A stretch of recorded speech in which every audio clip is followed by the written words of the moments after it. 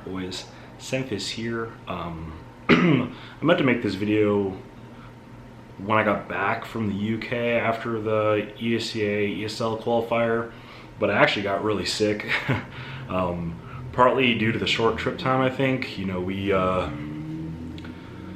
left on Monday, got there Tuesday, and flew back on Friday. So it was like almost as much travel time as we actually played on Wednesday and Thursday. So I don't think that helped at all. I mean, I felt totally fine when I got there, but coming home, you know, the next day when I woke up, I definitely started, you get the standard flight cold, cough, sore throat, stuffy nose, just annoying stuff. Nothing really that's like bad, but I lost my voice for a couple days, so I still don't have it completely back, but oh shit, I gotta go, guys. My bad. No, I'm just kidding. I use that joke all the time. Yeah, so the main point of this video is to kind of explain a lot of stuff that happened on Splice, because I think that a lot of people don't really understand what happened. So I'm gonna try not to make this video like an hour, because it easily could go that long, especially with me talking. But long story short, I joined around last April, and when I first joined the team, I said all I wanted to do was just be a rifler hybrid. I would support, I would do whatever. I didn't really want to op or call. I said I would call if I had to, which eventually, shortly after joining, I started calling. And then we had Crucial on the team, and we had kind of an issue where Ronnie didn't really want to play with him anymore. He statistically was our worst player as our opera, and Ronnie was our best player, so we kind of went with Ronnie, and I started opping again. Now that roster went through, I mean, everyone that's followed Splice kind of knows what happened. We replaced Arya, we got Roka, we had me opping and calling. We had for a short while Davey calling and me just opping, but eventually we went back to me doing both. So when we eventually kept got our Pro League spot back by requalifying, by winning Premier, we were supposed to be able to buy out 2 new players, because we had replaced Ronnie and Arya. So the idea is that we're going to be able to go out and buy any 2 players we wanted, within reason. Obviously they're not going to spend $500,000 on Nico, and Nico wouldn't even join if we asked him to. So it's like we have to be realistic on who we could have got and who we couldn't have got. So basically at that time there was very limited options. Nothing really went our way. They didn't want to pay or buy out any of the Euros that were an option. So we ended up kind of, I don't want to say settled, but we ended up going with Mitch and Davey, who obviously are not bad players at all. So we ended up playing with Mitch and Davey. We started making some progress. We started doing okay. The issue is that our roles were still screwed up. I was calling and I was opping. I didn't really want to do both.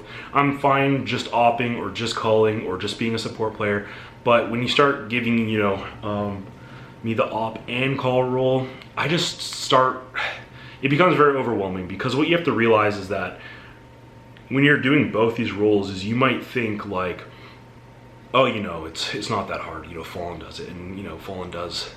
He's the one exception, and he's playing with really good, smart individual players, which helps him a lot, I'm sure.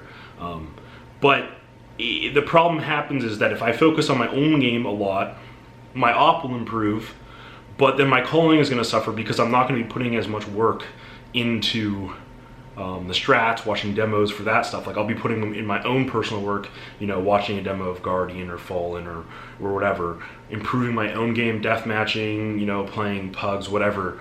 Now that's good for me, but then if our team is struggling, you know, like our T sides or setups or whatever, and I have to put effort in that, you kind of get torn into two sides of like, you can half-ass both, where it's not even like you're not even half-assing, you're just dividing your time between two, which honestly, that eventually will happen if you would continue to play with the same players for a year. You'd eventually be able to do that. I think you'd be able to play quite a bit and put in less time with the strats because they're already established. But when you're on a newer team or a struggling team, you're trying to set everything up for that to work. And that's kind of where the priority goes. So I just don't think it's a good idea to op and call unless you have very experienced players on your team. So eventually we played the ESA Pro League season. We kept our spot. I can't remember what place we did, but we kept the spot. And then we went to the Azos Rog Masters. We won the qualifier. That sent us to Malaysia. Went to Malaysia, we beat Gambit on a map. We should have probably beat Tyloo. We lost 2-1. However, we lost like some of the dumbest 5v3s, 4v2s, 3v2s in existence, and we lost that match like 16-12 or 16-13 or something. So like, in my eyes, we really should have won that game, but I mean, obviously they played great. They capitalized on our mistakes, but in my eyes, watching the demo back, it was like our own fault. So we had actually switched Mitch to opping and me full-time calling before that land. So after the land, we got back and we got talking, and it was like one of those things where it's like Mitch didn't really want to be an opper, but we kind of made him. So it was almost like he got scapegoated a little bit, and so we wanted to replace him for an opper. And it wasn't even because Mitch was a bad player or not doing well enough. It was more of like a role issue, right? We just needed more solidified roles. So we wanted to replace him with an opper. However, when we did this, we said, we shouldn't replace him originally. We should see if there's an opper out right there. Obviously, I wanted to tell Mitch and be like, look, we're looking for an opper, but if we don't find one, would you be willing to still play? And I mean, if he says no, then whatever. But Splice really pushed us to just cut him originally because they didn't want to pay him to sit on the bench, which, I mean, it makes sense, but we don't have a replacement yet. So they said we can, go out and buy a player, but I think something happened with the funds or something, and we just got to know whenever. We had Cirque, Ricky, Ethan, Fetch, just this off the top of my head. I mean, the list was longer back then. Kusta, Sabrosa. There was quite a long list of people that some of them had buyouts, like obviously like the CLG guys and like Ricky and Cirque and those guys, they all had buyouts. Some of them wanted to join. I'm not going to say which ones. Some of them just said no, which is fair enough. If you don't want to join the team, no hard feelings. But some of them said yes, but they had buyouts. Some of them said no. Some of them said we didn't. We just kind of like inquired, like, do you have a buyout? And like, we didn't really ask them to join, but it just kind of, that's what you do when you're looking for players. You have to look for what we wanted, primarily an opper, but at the same time, if no oppers join, we still want, since we had to cut Mitch, we then need a rifler replacement. So the issue was that our org wasn't willing to buy any players for more than, I'm not going to say the number, but they're not willing to spend a decent amount of money. And it just left us in a very awkward position because there was literally no cheap or free oppers. So we ended up scrimming with Exotic, who's a very young player. And this isn't me wanting to shit all over him and ruin him joining any other team or anything like that, because I do think individually he's a very talented person. However, he just needs more experience. I think he needs a full season playing on Premier and developing as a player than going straight to Pro League. Just my opinion. It just seemed like it wasn't the talent that was an issue. It was he had never played in or it didn't seem like he had ever played on a team that had required him to do set things. When you're an opper, you can't just run around 316 with your op trying to quickscope people like on a professional team. You have certain roles, jobs, smokes, flashes you have to do. On CT, there's a little bit more leeway to kind of move around the map wherever you want. But on T side, realistically, you can't always go for a pick every round, right? Like you can't always be going and doing stuff like that. So just an example of inexperiences. I'm not going to list every mistake, and like I said, don't go and tweet or hate on this kid. I'm sure I will get more hate than he will. That's just how this community works. But essentially what happened, just an example, is like in a match on train, we had a pistol, very standard pistol. You know, it's the, you know, you smoke Z, you flash, you go inner, you plant back bomb, you leave the guy that threw the nades upper, which was Davey, with a Molotov for the bomb. You know, if they don't have a smoke, throw on the bomb, it wastes a lot of time, or they automatically lose if the time is too low. Now this strat is a very it's one of the safest strats you can run on train. Every team has run this at some point in their life. Astralis, you know, FaZe, SK, they've all run some variation of this. Some are slightly better or different, but the end goal is the same. In 3 separate matches, instead of planting default, he plants top right or top left of the bomb train, and doesn't say anything. So when Davey goes to molly the bomb in a match versus, can't remember who it was, but there was a match where he mollied the bomb. They missed their smoke for the bomb, and he goes to molly it, and the bomb was planted high right. He comes out, it's not planted for him, and he dies. Because the strat is that, you know, we're running up sidewalk. Because on inner, you want to gain ground, right? Like, you don't want to sit back a pop, back a bomb, back a oil with your Glocks. You want to get up towards Z, to train, cloud if possible. You don't want to do it stupidly where if they're there, you just run it and die for no reason. But you're trying to gain ground and make it harder for them and delay them. For the retake. So 3 different matches he planted incorrectly. 3 different matches he missed a Z smoke. Like it's one of those things where like you lose a match and you just want to hit your head against the wall and be like, it's very hard to know if your calling is bad, if your players are missing shots, or if you're doing strats wrong. Because if you win that pistol, and then if you lose the pistol because you fuck up a strat, and then you lose first gun round because you mess up a strat, you automatically go down 0-5. Now, really good teams like SK might be able to bring that back, you know, get 7 rounds or something. Our team was not capable of doing that. We needed earlier round success. If we would get a 3-3 scoreline on train, start out, you know, semi-close and be able to break money, we're very good. Versus any team on T side, we could get like 11 rounds. We'd often lose more because of our CTs than our Ts, as long as we had a decent early game of the T. It was when we went down in the big holes that we would just get crushed. We were very bad without economy or just like when the CTs have all the money and all the aggression and they just like kind of starting to disrespecting you.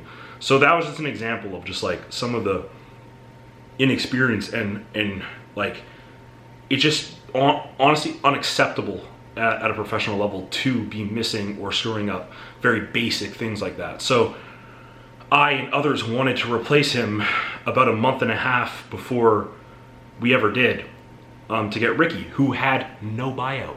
Ricky had no buyout, and he said he wanted to join. Eventually he took back wanting to join because they waited too long. And he had an offer from a different team, and he said he wasn't sure, whatever. I'm not going to say what team or whatever, but I understand. I'm not like mad at Ricky or anything. Then the part that made me really mad at Splice, though, was that like if they want to drop us because we're bad, fair enough. If you want to drop us because you don't want to support CSGO anymore, fair enough. If you don't have enough money because you're spending it all in League of Legends, fair enough. You know, it always felt like when I was on TSM or I was on Splice, they really cared more about League, and that's where all their funds and money went than CS. And they're both tier 1 games, and they both require a decent investment. And I don't think if you're not willing to buy better players You're going to make improvements just by continuously trying new talent. It can work. Obviously, Twist and Sick, I played with them on TSM, and they were like, they're now very good players. It's just when we went to tell them when we had no options and we were going to pick up Exotic, I literally told Splyce management that we were going to lose. I said, like, you're picking up a player that has never done good in Premier or even played in Pro League or gone to a LAN. And I was like, we're gonna lose. Like, it's not one of those things where like you can just play more or practice more. It's irrelevant. It's just a matter of them getting experience. You have to just give it to them. It's like with TSM, with Sick and Twist, like the first couple LANs, actually Sick did like one of the best performances at a first LAN I've ever seen from Sick. He played really well at his first events. It was like it just didn't bother him, I guess. He kind of has a carefree attitude in general, so I think that helps. Twist was one of those people that he didn't suck at his first LAN, but he definitely scaled. The more LANs he went to, the better and better and better he got, right? So that's how I always expect a new player. I always assume they're going to suck at their first LAN, and then I feel like they're going to scale upwards, right? And that's fair, I think. You don't want to go in and expecting your new player to be simple, right? You want to expect him to be decent and improve. So when we had the meeting, I was like, obviously if you're not willing to buy these players, there's nothing I can do. I'm just letting you know that, like, you better be okay with us struggling, because I could foresee struggle. I've played with younger players. I've played on these teams before. I know the players I have. It's gonna be a while before things click. Things are gonna be worse before they're better. Now, maybe people didn't agree with me or didn't think I was telling the truth. I don't know. But either way, that is what happened. And after we, had played for a couple, I don't know if it was weeks or months, I think people started getting frustrated. And when frustration happens and we have no money for buyouts and it seems like nobody cares, it starts making the performance of the team suffer. And we were promised boot camps that we never got multiple times, and we were paid late twice by a month and a half to 2 months. So it always felt like there was something wrong, like they didn't care. And I'm sure they don't agree with that, but that's how it felt to me. Like, it felt like they didn't really care. Now, when they cut us, the main reason I brought all that up was because when they dropped us as a team, like I said, if you want to drop us and just say, yo, your performance is unacceptable, that is fine. However, they waited till 24 hours before we played our C9 match. So you need to add a player 24 or 48 hours before you play a match. So we had Ricky willing to join, okay? He was willing to join. His other offer fell through. So he said, okay, I'm ready to play with you guys now. They never offered him a contract. They never gave him anything like that, probably because they planned to cut us anyway, so they didn't want to do it. However, you could have told us week, 2 weeks, 3 weeks, a month. There's no way you knew one day before that you were dropping us. It didn't just magically happen. Like, that's why I'm mad. It's like, you could have gave us some sort of warning so we could have cut Exotic, who, by the way, we had told them weeks before that he doesn't have a passport. He can't go to the LAN. So we need a player, and we don't have one. So it's like, if they wanted to drop us earlier at that point, I would have just really appreciated it, being like, okay, look, we are having trouble. We were thinking about dropping you guys. At that point, if they said that to me, I would have cut Exotic, and I would have got Ricky on the roster instantly. I don't care. Like, I would have just done it, because at that point, if we're getting dropped, it doesn't really matter. Like, and getting Ricky on the roster so we could have played the C9 matches. If we 2-0'd C9, we kept our Pro League spot. Now, obviously, we went to the ESCLN and we kept the spot anyways. However, that's not guaranteed. So I was kind of mad. It's like we played with our coach. I became an opper. We put him in to my rules, and we just kind of beat C9 like 16-3 on Inferno somehow. Like I said, when our T sides go well, they go really well. But we beat C9 like 16-3 on Inferno or something, and then I think they might have got a couple rounds on T, but we won pretty easily. And then Cash, we lost 16-13, and you know, everyone was kind of playing like a little bit YOLO, right? Because you have your coach playing, I'm opping.